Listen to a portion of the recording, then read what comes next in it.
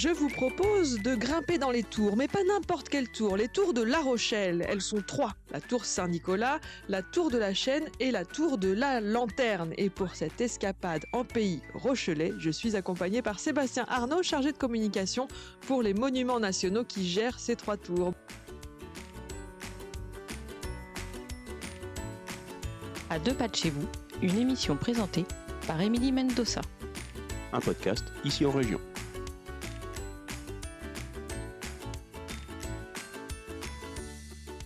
Bonjour Sébastien. Bonjour Émilie.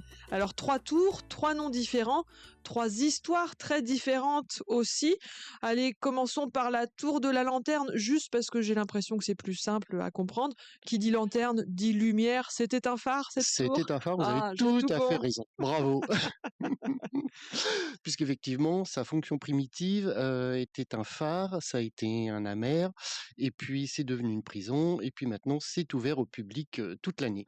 Ouh là là, ça a été une prison. Oui, ça a été une prison maritime, ça a été une prison militaire, voilà, elle a eu successivement plusieurs vies au fil des siècles, jusqu'à aujourd'hui où maintenant c'est un lieu qui accueille le public toute l'année, dans lequel on peut admirer plus de 600 graffitis justement gravés par les prisonniers. Et quand elle était prison, elle ne servait plus de phare ? Non, Ah, elle a non, switché elle d'une fonction à l'autre. a complètement à partir du 14e, 15e siècle. Et alors, on arrivait quand même à entrer dans le port de La Rochelle, même sans avoir un phare pour nous guider, rassurez-nous. Oui. Après, au fil des siècles, effectivement, il y a eu les phares qu'on connaît à peu près partout, voilà, qui sont modernisés. Mais du coup, tour de la Lanterne a cessé d'émettre le phare pour les bateaux. Et alors, j'ai lu sur les internets, notamment sur le site web des 3 tours de La Rochelle, qu'elle a eu des prisonniers célèbres, cette tour de la Lanterne, notamment les 4 sergents. Oui, absolument, puisqu'en fait, ils ont été emprisonnés dans cette tour après d'être conduits et d'être exécutés. Mais ça a été vraiment un bref passage, mais qui a quand même marqué l'histoire de la tour. Et tous les autres prisonniers dont on voit les graffitis aujourd'hui, comme vous le disiez, dans la tour, c'était qui ces prisonniers ? Des prisonniers maritimes, des prisonniers vraiment classiques entre guillemets, puisqu'on retrouve certains corps de métier, on retrouve par exemple quelqu'un qui a gravé en fonction de son métier de fer à cheval, le maréchal ferrant, d'autres effectivement des prisonniers maritimes puisqu'on retrouve beaucoup de graffitis de bateaux, d'autres, enfin voilà vraiment de plusieurs nationalités, des Hollandais, des Britanniques, des Français. Il y a vraiment une multitude de graffitis sur tous les niveaux, même dans les couloirs et les escaliers. Et sait-on combien de prisonniers sont passés au total dans l'histoire Ça, malheureusement, on des n'a tours ? pas de traces écrites, on n'a plus d'archives, malheureusement, pour Mmh. savoir exactement, effectivement, combien à une époque il pouvait y être. Ça, c'est l'inconnu. Alors, vous parliez de plusieurs niveaux. Effectivement, si on parle architecture, comment elle se compose, cette tour de la Lanterne ? Alors, au tout début, en fait, à partir du XIIe siècle, on a vraiment une tour sur 3 niveaux, donc cylindrique, et après, ils ont construit autour, un peu comme les poupées russes, avec justement cette grande flèche maintenant à 55 mètres de haut, et qui est sur 8 niveaux. Voilà, au fil des siècles, petit à petit, la tour s'est modifiée. Combien de marches à gravir pour aller tout en haut ? 162 marches. 162, ça fait quand même une petite grimpette, il faut avoir la forme. Voilà, à 56 mètres de haut, mais bon, après, vous avez les étages pour vous reposer. Ah bien, et pour visiter, voilà, en cours de route. Ça, c'était la tour de la Oui. Lanterne. Elle est donc en bord de mer, à La Rochelle ? Elle est à l'extrémité de la ville. En fait, quand vous avez le Vieux-Port, c'est vraiment la tour qui est à l'extrémité de Saint-Nicolas et de la Chaîne. Eh ben justement, j'allais vous demander où se situaient les 2 autres, mais c'est parfait, c'est Voilà, elles sont parfait. vraiment à l'entrée du Vieux-Port, puisqu'en fait, elles servaient vraiment de garder, de contrôler et de défendre la ville à l'époque médiévale. Et elles datent toutes les 2 de la même époque ? Alors, la tour de la Saint-Nicolas a été la première à être construite, puis après, effectivement, la tour de la Chaîne. Pareil, tour de la Lanterne, il y avait une lumière, tour de Voilà, la Chaîne, il y avait une chaîne. Voilà, et on peut pas Ouais. rien vous cacher. J'ai un esprit logique assez Voilà. fulgurant. Qui reliait en fait la tour Saint-Nicolas et la tour de la Chaîne pour justement contrôler les bateaux qui arrivaient. Et donc chaque bateau devait s'acquitter d'une taxe, puisque dans chaque tour, il y avait la particularité qu'il y avait un capitaine, sa famille, sa garnison qui était nommée tous les ans. Donc à chaque fois, tous les ans, il y en avait un différent et qui, devait percevoir justement les taxes. Sauf la particularité, les bateaux rochelais qui étaient exonérés. OK. Et alors rassurez-moi, la taxe, il la gardait pas pour lui, le capitaine? Non, Ça allait, c'était, à la voilà, ville? Ouais. c'était pour la ville, pas pour l'État. D'où la prospérité et la richesse de Ah, la ville à l'époque. Un peu un d'accord. État dans l'État. Oui, c'est ça. On Oui, avait on avait le rempart, les tours, on voilà, collectait sa propre taxe. oui, absolument. D'accord, d'accord, et on soulevait donc cette chaîne pour barrer l'entrée, le temps que la taxe, Voilà, pour soit contrôler perçue? aussi que, ce soit pas des envahisseurs, vraiment pour contrôler et défendre, la ville. Et cette chaîne et ce rôle de guet, on va dire, Mmh. a été valable combien de temps? Jusqu'à quelle époque? Jusqu'à peu près au XVIe siècle, à peu près jusqu'à aux guerres de religion et puis après, jusqu'à, ce que, Louis XIII et Richelieu mettent le holà en disant: «Mais, là, vous défiez un petit peu l'autorité, donc on va remettre, un peu le holà, on va récupérer l'argent, vous allez être sous notre autorité» et à partir de ce moment-là, voilà, l'essor économique, était, moins prospère, à l'époque. Un moment important, effectivement, les guerres de religion, pour La Rochelle, puisque vous le disiez, La Rochelle collectait ses propres taxes, il y avait le rempart, on était tranquille à La Rochelle et Mmh. c'était aussi une ville, Oui, protestante. également. C'est ce qui a marqué finalement cette opposition aussi avec, Richelieu, et le souverain? Également, puisqu'on avait effectivement, le pouvoir catholique en place et La Rochelle qui était protestante à l'époque. Plus vous ajoutez cela, au fait qu'ils gardent les taxes, plus la prospérité, donc les 2 au bout d'un moment, forcément l'État, n'a pas vu ça de très bon œil. Ouais, c'est carrément une guerre, hein, on parle souvent Oui, du siège de La Rochelle, oui, c'est l'époque des guerres de religion, les guerres protestants-catholiques, voilà avec, le effectivement l'épisode le plus connu qui reste encore, dans les annales, et dans la mémoire collective, c'est le grand siège, de La Rochelle. On est à quelle époque pour ce siège de La Rochelle? On est en 1627, donc XVIIe siècle, voilà, pour faire un peu large. Et les tours ont joué un rôle dans ce siège ou en tout cas dans les différents assauts qu'il y a eu, contre La Rochelle? En fait, les protestants ont essayé de s'y réfugier et puis, forcément les troupes royales, ont tout fait pour, essayer de forcer et de récupérer et massacrer, les protestants de l'époque. Aïe, aïe, aïe, c'est sanglant alors cette histoire des Très, tours oui, de La oui. Rochelle et de la ville de La Rochelle, en général. Est-ce que une fois passé, cette guerre et ce siège, la reprise en main par le pouvoir royal, est-ce que les tours gardent leur fonction de collecter une taxe ou de contrôler l'entrée du port? Non, après elles deviennent prison. Ah, c'est à Après ce elles deviennent prison. elles Elles ont aussi. plus cette fonction de gardienne, de défense et de, perception des taxes. Elles deviennent prison, voilà, 17e, 18e, 19e et puis après au XXe siècle, elles sont, redonnées, à l'État. Ça veut dire que les 3 tours, à un moment ou à un autre de leur histoire, ont servi de Oui, prison? absolument, oui. Alors plus la lanterne parce qu'on a vraiment beaucoup plus de témoignages, mais après effectivement la tour de la Chaîne et Saint-Nicolas ont également, servi de prison.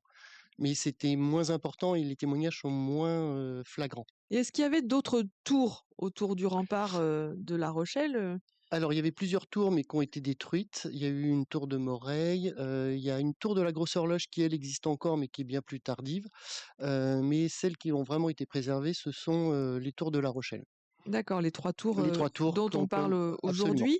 oui. La tour Saint-Nicolas et la tour de la Chaîne qui sont donc, assez proches l'une de l'autre puisqu'elles délimitent, l'entrée du vieux port, elles sont quand même très différentes, en termes d'esthétique, d'architecture? Ah complètement, puisqu'en fait vous avez la tour Saint-Nicolas qui ressemble vraiment à un donjon urbain qu'on pourrait un peu rapprocher du château de Vincennes. Après effectivement, on a la tour de la Chaîne qui elle est cylindrique et puis on a la tour de la Lanterne effectivement, avec, cette architecture en flèche, en pointe.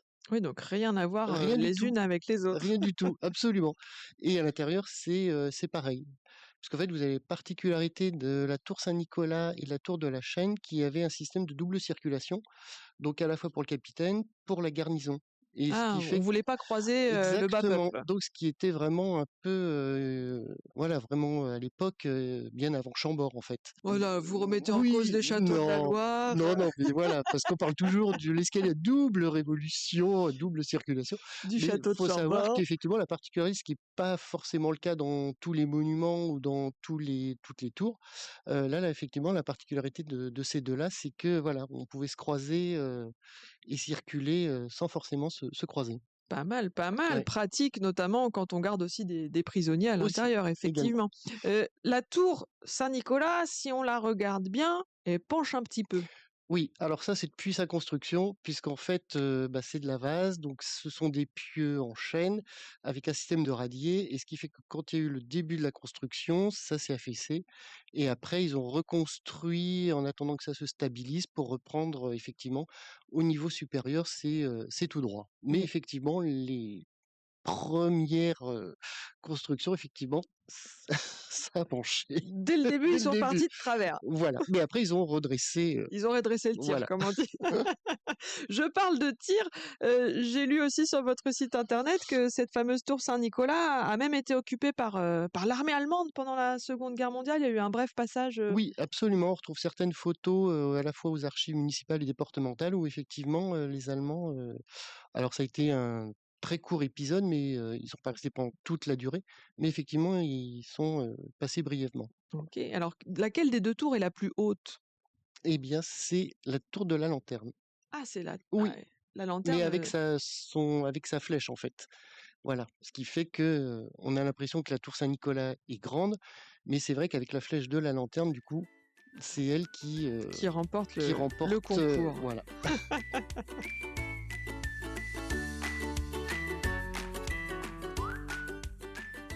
À 2 pas de chez vous, un podcast ici en région.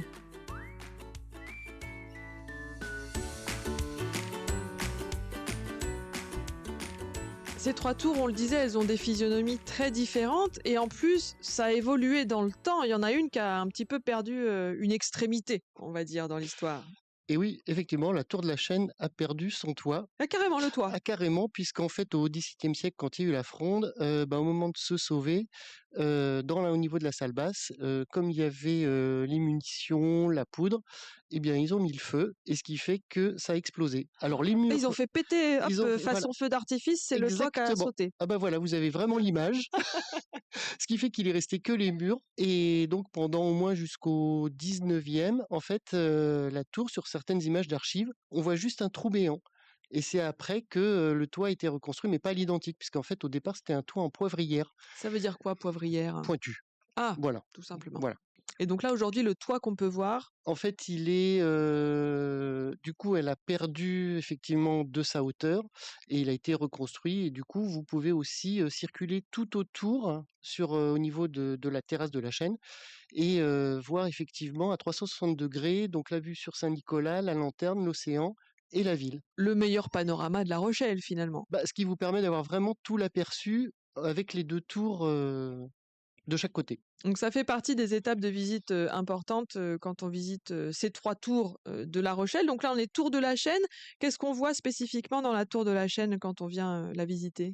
Alors vous voyez effectivement, alors la particularité, c'est que vous voyez des escaliers qui mènent nulle part.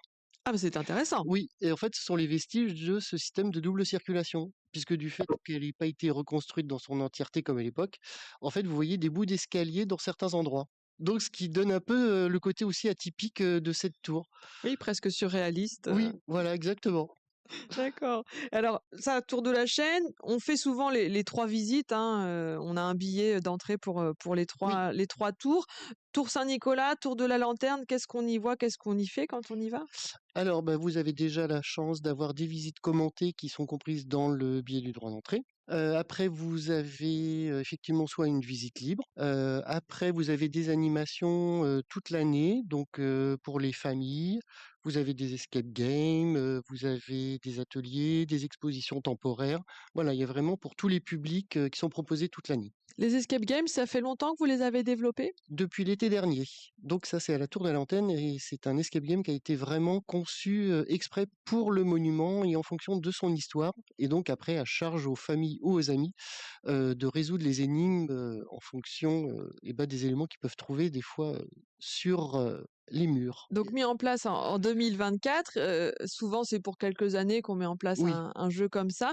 Qu'est-ce qui a donné envie au Centre des monuments nationaux de mettre en place une activité comme celle-ci? Parce que c'est un peu atypique. Enfin, ça commence à se faire dans pas mal de monuments, mais ça reste quand même un petit peu original comme Et proposition. bah, c'est de trouver justement l'angle entre essayer d'apprendre des choses sur l'histoire du monument et en même temps de s'amuser. Que ce soit ni rébarbatif pour, des personnes qui s'intéressent pas forcément à l'histoire, mais, aussi pour les adolescents, voilà, pour vraiment tous les publics qui puissent avoir un angle de l'histoire, en s'amusant. Et vous avez d'autres innovations? Vous recherchez d'autres types d'activités comme ça qui sortent un peu des sentiers battus pour attirer le public? On développe, également des nouvelles visites thématiques. Donc, c'est sur, les corsaires, les pirates.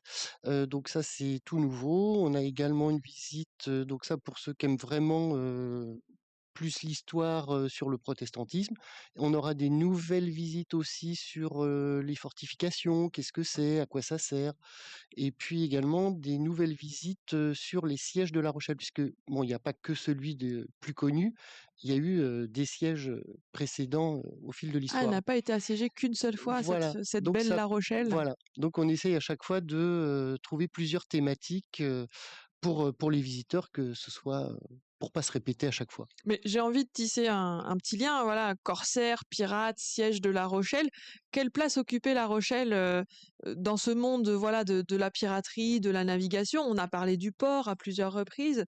C'était une place si essentielle que ça? Ah, c'était une place très importante au niveau du commerce maritime, puisqu'en fait, à l'époque, il y avait, le commerce du vin, du bois, donc c'était vraiment, très important, qui s'est perduré. Commerce aussi, de tout ce qui est, textile, on allait exporter, on importait, donc vraiment de très gros, une grosse place économique. Ce qui explique aussi qu'on retrouve, beaucoup d'hôtels particuliers avec des familles riches, d'armateurs, voilà, donc on retrouve, aussi ça au fil de ces visites. Et est-ce que la piraterie intervient parce que c'est une ville où il y a des sous, finalement? Bah, aussi ça, dès qu'il y a de l'argent forcément, ça attire, Les filous. Et puis après, on les emprisonne dans les voilà, fameuses tours de La exactement. Rochelle, voilà. Heu, ce projet de visite autour du protestantisme, c'est l'occasion aussi de remettre en situation, La Rochelle dans cette histoire des religions, Voilà en France. également et absolument, puisqu'en fait il y a pas eu, qu'à Paris, il y a eu aussi à La Rochelle, il y a eu aussi, dans les Pyrénées, voilà. Ça permet de recontextualiser aussi, pas que La Rochelle, mais, d'une manière plus globale. Est-ce qu'on parle des 3 mousquetaires? Parce que, dans le film sorti, alors je sais plus si c'est 2023 ou 2024, on voit les mousquetaires du roi aller, participer, au siège de La Rochelle. Oui, alors effectivement, c'est que dans le film, Oh! Mince, mince alors. Mais juste, vous nous apprendrez donc la vraie histoire, du siège de La Rochelle dans ce cas-là. donc pour ça vous pourrez venir suivre, les visites, faites par les agents, des tours. Et est-ce qu'il y a une des 3 tours qui reçoit plus de visiteurs que d'autres? En fait, comme c'est un billet, valable pour les 3 tours, en fait, le visiteur fait forcément les 3 tours. D'accord, Voilà, il y a pas le choix, tout le monde est logé à voilà. la même enseigne. Alors, ils sont pas obligés en plus de le faire, dans la journée même. Ils ont Ah! la chance d'étaler leur billet sur, 6 jours. Le billet est valable 6 jours. D'accord. On parlait de la hauteur des tours et du nombre de marches, hein, donc plus de 50 mètres pour, la lanterne, la tour Saint-Nicolas, 42 mètres, je crois. En tout Oui, cas, voilà, on est sur une belle hauteur mmh, aussi. Tour de la Chaîne, n'en parlons pas, une trentaine de mètres. Faut avoir la forme quand même ou oui, ouais. quand même. Bon après même si vous avez quand même de quoi vous reposer, mais c'est vrai que voilà, faut être en bonne condition physique et pour la tour de la lanterne et pas trop être sujet au vertige. Ah carrément? Quand vous arrivez vraiment au sommet, vous dominez vraiment, La la ville, hauteur, la ville, ouais. l'océan. Donc attention à vous si Voilà. vous Non, mais il vaut mieux visitez. le savoir. Oui, oui, il vaut mieux le savoir Il vaut à mieux l'avance savoir pour, que un conseil, une période de l'année qui est plus propice pour, profiter de ces tours? toute l'année. Bah, on voit que vous êtes chargé de communication. Vous savez bien nous parler de ces tours de La Rochelle qui font donc partie des monuments nationaux. Un site internet où on peut retrouver toutes les infos pratiques, les expos, les animations des tours de La Rochelle? Oui, alors www.tour au pluriel-la-rochelle.fr. Et si on passe du temps dans le pays rochelais, une suggestion de visite, de circuit de visite à faire? Eh ben, il y a le bon plan avec le billet jumelé, donc vous pouvez visiter les tours de La Rochelle et un musée de la ville de La Rochelle au choix, donc soit le musée maritime, soit le muséum d'histoire naturelle, soit le musée du Nouveau Monde. Les tours de La Rochelle sont aussi gratuites pour les moins de 26 ans. Et si vous voulez goûter aux monuments à volonté, vous avez Passion Monument, un abonnement pour tous les monuments. Eh bah parfait, allons-y alors, allons découvrir cette belle ville de La Rochelle. Merci beaucoup Sébastien Arnaud d'être venu nous en parler. Merci à vous. Au revoir. Au revoir. C'était À deux pas de chez vous, présenté par Émilie Mendoza. Retrouvez tous nos livres, articles, podcasts et vidéos sur notre site internet ici en région.fr.